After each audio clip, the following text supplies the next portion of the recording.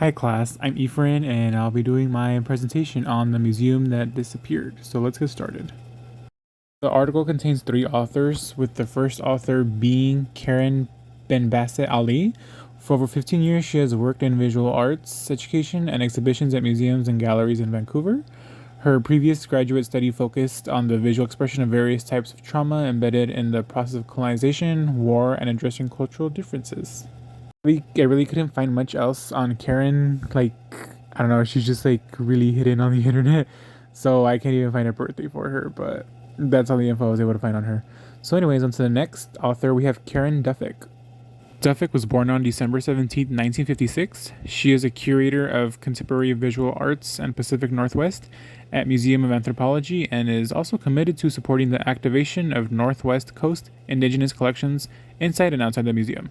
In her research, exhibitions, and publications focus on the relationships between historical and contemporary art practices, museum collections, communities, and art markets. Her favorite curatorial responsibility is for MOA, and MOA is for Museum of Anthropology, Nutlu Kawakawaka Waku. I'm pretty sure I mispronounced that, but anyways, and Haida collections and community relationships, documenting historical objects with descendants and originating community. In the recent and current exhibition and publication projects, Karen has continued to work with 19th century Northwest Coast art and contemporary Indigenous knowledge holders, as well as examining the relationships between North Coast art and modernity and modernisms in the early to mid 20th century. And now on to the main man himself, Peter Morin, who's the article is based off of. He was born on September 8th, 1977. He is a grandson of the TAHLTAN ancestors artist. Morin's work highlights a cross-ancestral collaboration and deeply considers the impact zones that occur between indigenous ways of knowing and Western settler colonialism. As of right now, Morin's practice has spawned 20 years with exhibitions in London, Berlin, Singapore, New Zealand, and Greenland, as well as across Canada and the United States. Morin currently holds a tenured appointment in the Faculty of Arts at the Ontario College of Art and Design University in Toronto. I'll be getting more into his info throughout the rest of the presentation. So next slide. The museum that disappeared is based off Peter Morin's heritage, which would be on the TAHLTAN tribe. And the TAHLTAN tribe, also known as the Nahani, are First Nations people of the Athabascan-speaking ethnologistic group who live in northern British Columbia around Telegraph Creek, Dease Lake, and Iskoot. The TAHLTAN constitute the 4th division of the Nahe, people of the West. In 2011, in the Satellite Gallery, Peter Morin's Indigenous art exhibition on the TAHLTAN tribe opened to show anyone willing to give his exhibition a chance to learn about his heritage, but also to try out an experimental, engaging, and also an immersive exhibition to get his audience an authentic feel of how his tribe was and is, and how colonialism messed up his culture, and how his exhibition represents the survival of the TAHLTAN tribe. Peter Morin's exhibition was open for 11 weeks, and even before the ending date of his exhibition, it magically disappeared. Anyways, Morin experimented with his exhibition by making his exhibition be alive, being human, and expressing your emotions. The museum shifts and turns with objects being moved, taken away, and readjusted to represent what colonialism did to the TAHLTAN tribe. Morin wanted his museum to bring certain questions to mind to his patrons. What would happen if indigenous objects and the indigenous history of knowledge to which they are connected were defining the museum first as an indigenous space? Here's a photo taken at the gallery. It shows a partial installation view.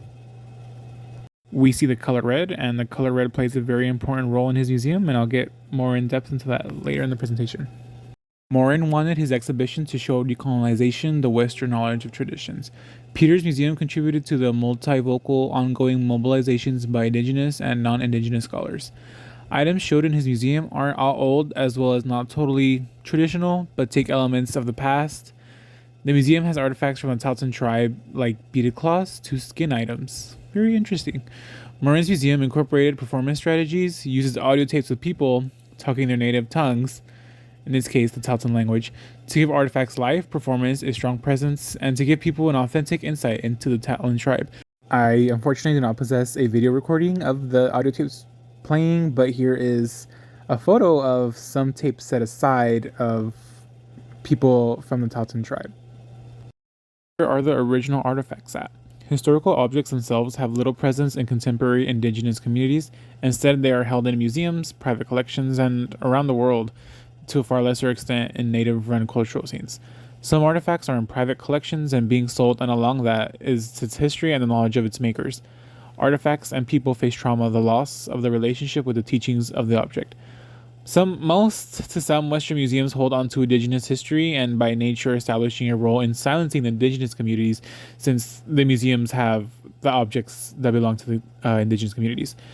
And the potlatch ban was pretty much the government and its supporters saw the ceremony as anti-Christian, reckless, and wasteful as a personal property, but the potlatch itself was pretty much a giant feast.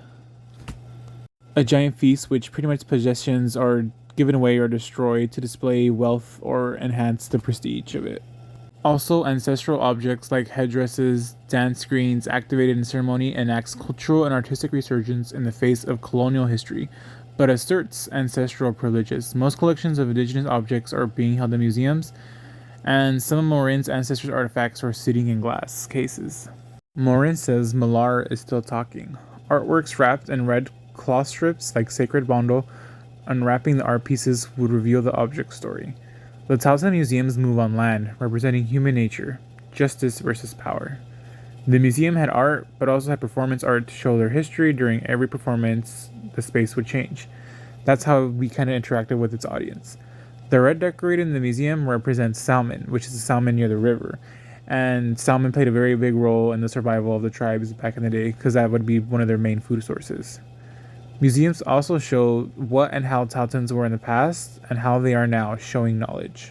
We have two photos from the exhibition. We can literally see like red painted salmon across the wall. And if you look at the other photo where you see the picture frames, you see that some of them are wrapped with red, which represents the salmon. And in some cultures, they use fish scales to heal wounds, and in my opinion, maybe that's why the red cloth is over the pictures, to heal the wounds, because most likely those people are unfortunately gone. So it's just healing old wounds.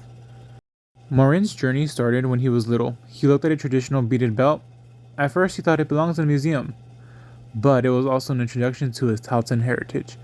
This museum took an experimental approach, gave the liberty of reimagining the museum, and I think it worked. It was very interactive, and it had the museum pretty much alive, always shifting and whatnot, as well as having live performances and having people speak in the native tongue. MORIN wanted to make his museum distinct from other galleries. The idea emerged of the museum changing and transforming its physical appearance, which is pretty dope. Cassette tapes were played and used in the museum, audiences being able to hear people speak in the TAHLTAN language. MORIN demonstrated his knowledge and relation to their objects and history.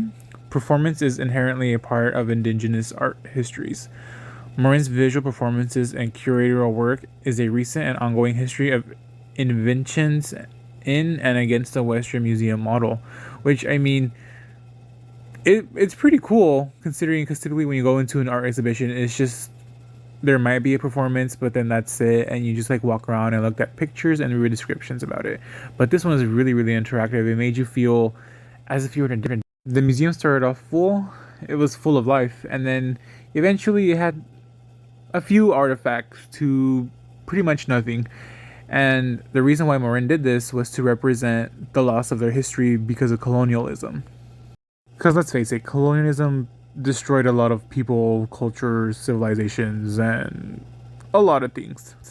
MORIN wanted people to build a relationship with others. The space of the museum was designed to demonstrate indigenous knowledge, flowing like a river, using the museum as part of cultural recovery from the last impacts of colonization. And Peter did that really, really well. He recreated the art exhibition, and it's just so much more interactive.